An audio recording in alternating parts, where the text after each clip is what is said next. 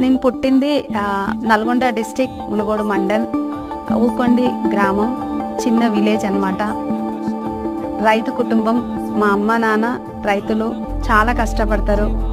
మా తమ్ముడు, చెల్లె, నేను, పెద్దామని నేను. అమ్మ నాన్న మాకు చాలా అన్ని తీసుకొచ్చి పెట్టేవాళ్ళు. బాగున్న టైంలో కొన్ని ప్రాబ్లమ్స్, మా అమ్మకి హెల్త్ బాగుండలేక అక్కడి నుంచి మేము ఆ విలేజ్ నుంచి మేము షిఫ్ట్ అవ్వడం జరిగింది మునుగోడుకి.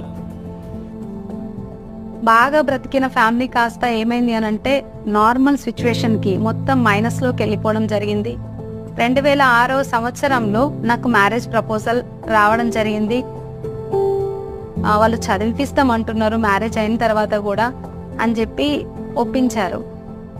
కానీ అప్పటి వరకు నా కళ ఏంటి అని అంటే బాగా చదువుకోవాలి, చాలా నేను ఒక మంచి ఆఫీసర్ లాగా ఉండాలనేది